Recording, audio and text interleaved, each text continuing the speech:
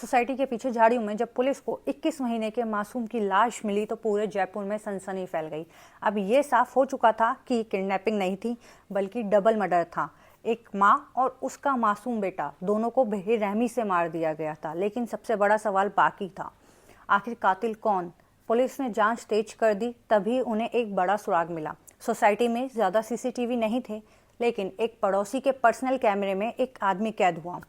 वो श्वेता के घर से निकल रहा था। उसने टोपी पहन रखी थी और उसके हाथ में कपड़े में लिपटा हुआ कुछ था। पुलिस को शक हुआ कि उसी कपड़े में मासूम था। अब जांच का रुख बदला और पुलिस ने परिवार से पूछताछ शुरू की। तभी श्वेता के घर वालों ने एक ऐसी बात बताई जिसने सबको हिला दिया। उन्होंने कहा रोहित और श्वेता के बीच काफी समय से झगड़े चल रहे हैं। यहाँ तक कि मर्डर से 2 दिन पहले रोहित ने गुस्से में श्वेता के पिता से कहा था, अब हम इसे खत्म कर देंगे। अब शक सीधा गया पति रोहित पर। लेकिन समस्या ये थी कि मर्डर वाले दिन रोहित पूरे समय ऑफिस में था। सीसीटीवी, फोन, लोकेशन सब यही बता रही थी कि वो ऑफिस से बाहर ही नहीं निकला। तो क्या सच में वो बेगुनाह था? पुलिस ने श्वेता के मोबाइल की लोकेशन ट्रेस की और पहुंच गई सगानेर, एक घर के बाहर, जहां दरवाजे पर पड़े थे वही जूते जो सीसीटीवी में दिखे थे। पुलिस ने तुरंत सौरभ चौधरी नाम के युवक को पकड़ लिया। शुरुआत में वो मुकरता रहा, लेकिन जब उसका सामना रोहित से करवाया गया तो पूरा खेल खुल गया। सौरभ ने बताया कि इस पूरे मर्डर प्लान का मास्टरमाइंड खुद रोहित था।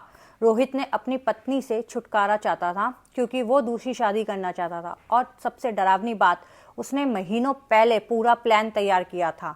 यहाँ तक कि उसने एयरपोर्ट के सीसीटीवी रिकॉर्डिंग सिस्टम तक बंद करवा दिए थे ताकि उसके खिलाफ कोई सबूत ना मिले। उसने अपने दोस्त सौरभ को सिर्फ 10,000 रुपए देकर अपनी पत्नी और बेटे को मरवाने की सुपारी दे दी। सिर्फ 10,000 रुपए एक माँ और मासूम बच्चे की जिंदगी की कीमत। मर्डर वाले दिन सौरभ घर पहुंचा। श्वेता उसे जानती थी, इसलिए उसने बिना शक किए दरवाजा खोल दिया और फिर कुछ ही मिनटों में उसका पूरा संसार खत्म हो गया। लेकिन सबसे बड़ा झटका तब लगा जब पुलिस को पता चला कि छोटे बच्चे को सिर्फ इसलिए मारा गया ताकि रोहित की पुरानी जिंदगी का कोई निशान बाकी ना रहे। सोचिए, जिस बच्चे को पिता की उंगली पकड़कर चलना था, उसी बच्चे की मौत का प्लान उसके अपने पिता ने बनाया। यह सिर्फ मर्डर केस नहीं था, ये रिश्तों के नाम पर छुपे उस हैवानियत का चेहरा था जहां इंसान अपनी ख्वाहिशों के लिए अपने ही परिवार का कातिल बन गया।